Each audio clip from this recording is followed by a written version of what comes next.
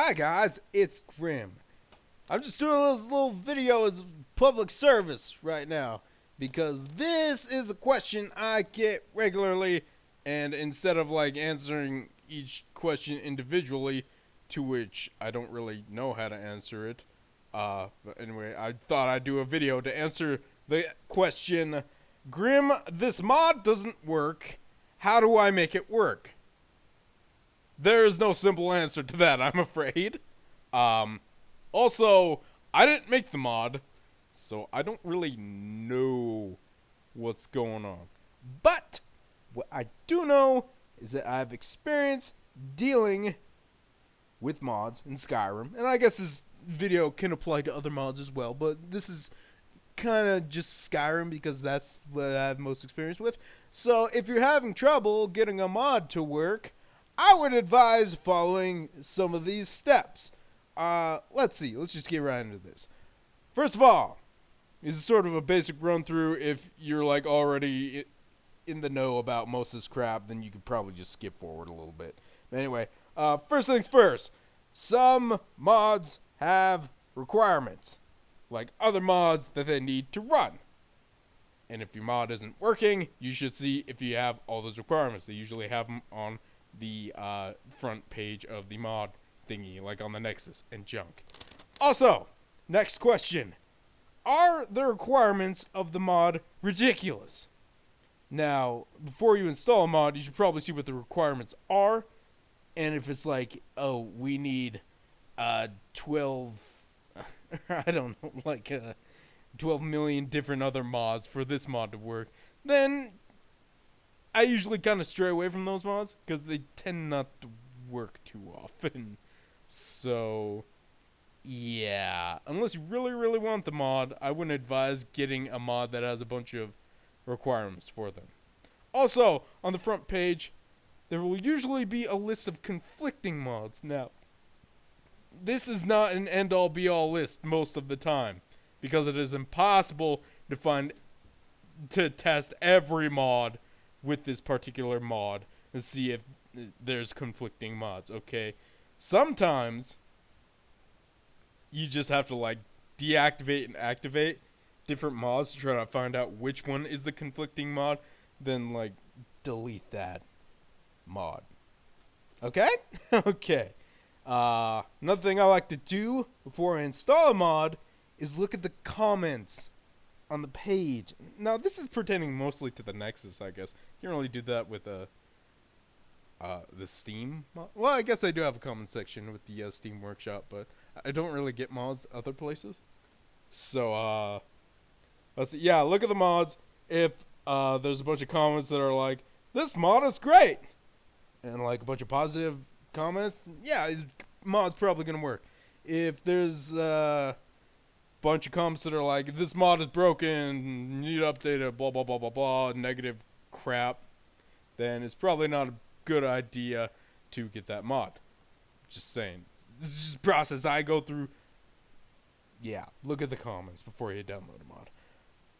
Number thrice. Did you install the mod correctly? Now, this is where I install mods. C:/program files 86 Steam apps, common Skyrim data. It could be different for you, but for most people, that is the directory to which mods are installed. Just if your mod's not working, double check that. It's just, yeah. Anyway, number 4, activate your mod on your mod manager. If you don't have a mod manager, you can get one from the Nexus.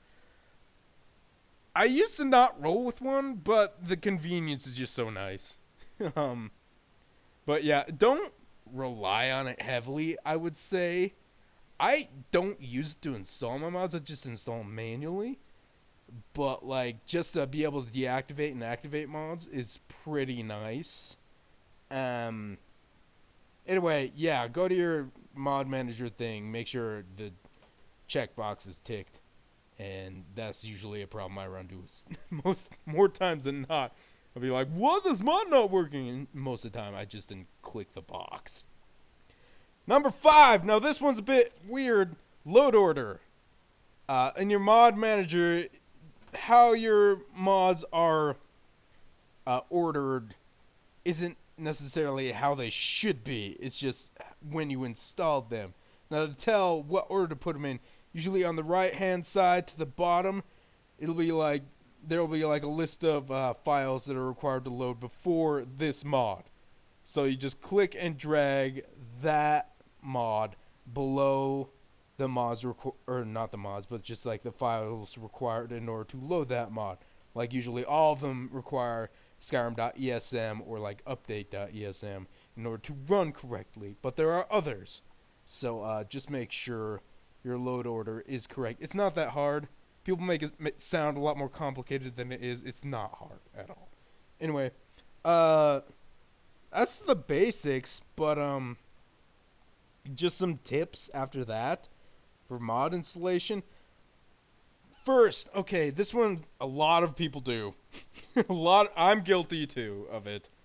But this is just a good rule to go by. Don't install a bunch of mods at once. That's just it can lead to a lot of problems. I'm just saying. Like if you install a bunch of mods at once, then you go to load your game and it just instantly crashes the desktop. You don't know which mod did that. And you have to like go through them individually to figure out what the hell happened. So don't install a bunch at once. That's my advice. Number 2, sometimes you just have to delete mods. If you have too many, your game will just run like crap. Weird stuff will happen. One thing I noticed that happened with me after I had like tons of mods installed was that I would get script lag. Now, you know you have script lag going on if like you go to do a Fusro Da and like nothing happens for like a minute and then just like mysteriously the guy you Fus just flies back. Yeah, that would be script lag. That means you have too many mods going. You gotta delete them. And I'm not gonna lie to you, friends. Sometimes deleting mods can be a right pain in the ass because you can't just like deactivate them on the your mod manager. You have to actually like look at the base files that you installed, hunt them down, and delete them individually. Which, depending on the mod, can be a right pain in the butt, or it can be fairly simple. It's hard to say, really. It depends on the mod. But yeah, that will fix 99% of your mod problems. If you can't get a mod to work, delete other mods. That will fix like most of your problems right there if you're having troubles. Last resort. Sometimes your game just gets boned and there's nothing you can do. Last resort, reinstall your game. Delete all the files in your data folder. Reinstall the game. Now, if you're like, Grandma lives my character, oh my god! No. Like, Steam is pretty good about cloud saving your characters. For the most part, anyway. Like, if you play a single character frequently, yeah, it'll probably be saved to the cloud. But, like, if you have older characters that you don't play anymore, just on occasion, sometimes they don't get saved. So, you can go to, like, your documents, directly documents my games, Skyrim, saves, to get the actual files there. And then you can just, like, back them up, reinstall your game, put them back in that folder, and you're peachy keen. So, there you go. I hope that answered your questions. If you're having trouble getting mods to work on your game, this is just my method. I'm sure other people have other methods as well. But, yeah. Hopefully I won't get the question, Graham, my mod won't work ever again. Because I answered the question as best I can. Okay. Have fun with your games. I'll see you next time.